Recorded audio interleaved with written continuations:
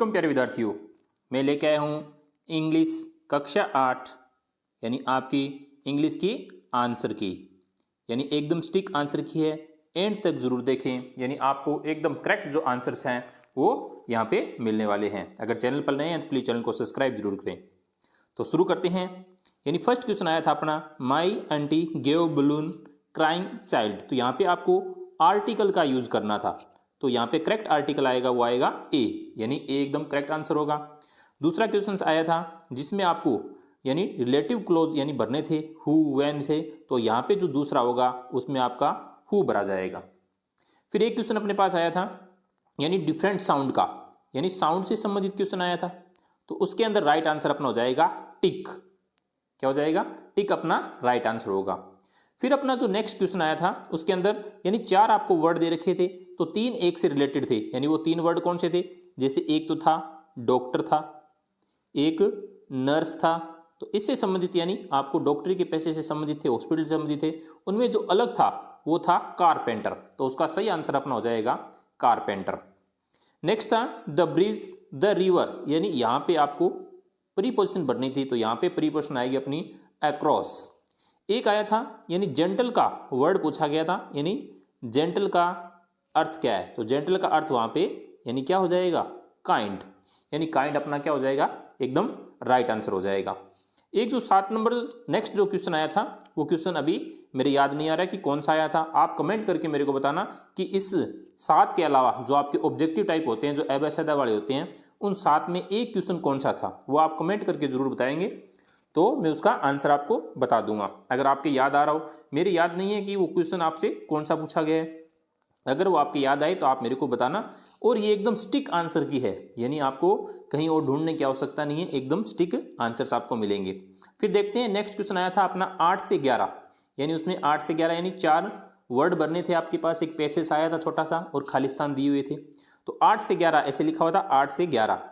तो पहले में आपके आ जाएगा लाइट्स, जो पहला खालिस्तान था 8 नंबर वाला, उसमें लाइट्स। दूसरा था यानी द गुड एविल पे क्या हुई थी? विक्ट्री हुई थी, यानी विजय प्राप्त की थी, तो दूसरा आ जाएगा। गोडेस ऑफ यानी जो लक्ष्मी है, तीसरे में यानी 10 नंबर में क्या आ जाएगा? लक्ष्मी। नेक्स्ट था यानी जो क्रैकर्स, यानी जो क्या पटाखे चलाते हैं क्रैकर्स, तो लास्ट में आ जाएगा क्रैकर्स। फिर था नेक्स्ट यानी अपने से प्लूरल पूछा गया था, प्लूरल पूछा गया था, एक तो था फुट और एक था पोस्टमैन का, तो फुट का प्लूरल हो जाता है फीट। क्या हो जाएगा? फीट हो जाएगा। और पोस्टमैन, पोस्टमैन का क्या हो जाएगा? यानी जो आपको ये भी पोस्टमैन ही है, लेकिन यहाँ पे क्या हो रखा है, यानी पोस्ट और MEN आ जाता है, तो मैन क्या हो जाता है? प्लूरल हो जाता है, लेकिन अपने को दे रखा था MAN, तो अपने को करना था MEN, तो ये अपना राइट आंसर हो जाएगा। उसके बाद में नेक्स्ट क्वेश्चन था यानी आपको कुछ ब्लैंक्स दिए गए थे, तो उनमें आपको कुछ यानी लेटर भरने थे। जैसे इस तरीके से ब्लैंक्स था, तो यहाँ पे क्या भरना था? एक तो ई भरना था और लास्ट में भी ई भरना था, यानी यह बनाना था अपने को बिकॉज। नेक्स्ट स्पेलिंग थी एक GR space U space D, तो ये स्पेलिंग थी ग्राउंड की, तो आपको भरना था O और N, यानी क्या भरना था? ON यानी ग्राउंड। नेक्स्ट अपने पास एक सेंटेंस था जिसमें सो दैट और अनलेस का यूज करना था। किसका यूज करना था? एक तो था सो दैट और एक था अनलेस, तो इन दोनों में से जो करेक्ट है वो होगा अपना सो दैट। अगर जिसने सो दैट किया है उसका एकदम सही है। फिर नेक्स्ट क्वेश्चन नंबर 15 में 2 क्वेश्चन दिए गए थे, यानी उनको अरेंज करना था, शब्दों को आगे पीछे यानी ओब्लिक लगा के दे रखा था, तो इसमें हो जाएगा it is the last week of the year. इस तरीके से ये सेंटेंस बनेगा। सबसे पहले सब्जेक्ट आता है, फिर वर्ब आती है, फिर यानी उसके बाद में the last week of the year. Next था I am not free this evening, यानी सबसे पहले आई, फिर हेल्पिंग वर्ब और हेल्पिंग वर्ब के साथ नॉट था, फिर फ्री, फिर दिस इवनिंग। तो इस तरीके से इसको कंप्लीट यानी सेंटेंस को सही तरीके से लिखना था। फिर बात करते हैं नेक्स्ट क्वेश्चन की। नेक्स्ट क्वेश्चन यानी 2 आपके पास फिर ब्लैंक्स थे जिनमें आपको 4 वर्ड दे रखे थे। क्या वर्ड दे रखे थे? 4 इस तरीके से वर्ड दे रखे थे। एक तो था अवॉइड, क्या था? अवॉइड, फॉलो, एक था लेफ्ट और एक था क्रॉसिंग। जो पहला था उसमें आ जाएगा फॉलो, यानी क्या करने चाहिए? रूल को जो जो रोड के जो रूल्स होते हैं रोड्स के, उसमें पहला आ जाएगा फॉलो। जब रोड को क्रॉस करते टाइम यानी सावधानी बरतनी चाहिए तो क्रॉसिंग, दूसरे में आ जाएगा क्रॉसिंग। तो ये अपना क्या हो जाएगा, एकदम करेक्ट हो जाएंगे, राइट हो जाएंगी। फिर आए थे अपने पास पैसेज, यानी पैसेज के अंदर यानी पैसेज जो 3 क्वेश्चन होते हैं वो छांट कर ढूंढने होते हैं, वो तो आप आसानी से कर सकते हैं, उनमें कोई दिक्कत नहीं है। नेक्स्ट था, उसमें पूछा गया था हम्बल, यानी हम्बल का मीन क्या होता है। तो हम्बल का जो अर्थ था उसके अंदर दिया हुआ था मीक, तो क्या हो जाएगा मीक, हम्बल का क्या हो जाएगा मीक। फिर एक पूछा गया था टुगेदर, यानी टुगेदर का क्या हो जाएगा, टुगेदर का आपसे पूछा गया था एंटोनिम, यानी टुगेदर का अर्थ होता है साथ साथ, तो इसका हो जाएगा सेपरेट, यानी अलग, यानी अलग या फिर अकेला। तो यहाँ पे एक और वर्ड दे रखा था अलोन, तो आपको क्या करना था सेपरेट। फिर एक क्वेश्चन था उसमें दे रखा था full of fears, full of fears का मीन क्या है, यानी इस पैसेज का, यानी इससे किससे रिलेटेड है, तो इसका आंसर हो जाएगा फ्राइटेंड, यानी भयभीत। फुल ऑफ टीयर्स का मतलब है फुल ऑफ टीयर्स, यानी आंखों, जो आंखें हैं वो किससे भरी हुई है, यानी टीयर से, आंसुओं से भरी हुई है, तो उसका हो जाएगा, यानी क्यों भरी होती है, जब कोई भयभीत होता है, तो आ जाएगा फ्राइटेंड। फिर इसके अंदर एक पूछा गया था, यानी जो लाइन जो पूछी गई थी वो तो पता नहीं क्या थी, लेकिन सी से शुरू हो रहा था और एक टी से शुरू हो रहा था। जो सी से शुरू हो रहा है वो तो था कॉस्ट, और जो टी से शुरू उसमें पूछा गया था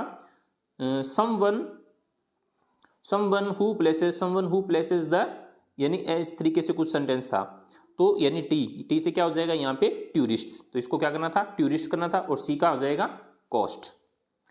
फिर नेक्स्ट, यानी जो नेक्स्ट पैसेज था उसके अंदर डिफरेंट का यानी अर्थ ऑपोजिट पूछ रखा था, डिफरेंट का अपोजिट क्या होगा, तो डिफरेंट का अपोजिट हो जाएगा सेम, और एक था ओल्ड, तो ओल्ड का अपोजिट हो जाएगा यंग। तो इस तरीके से आपको ये करना था।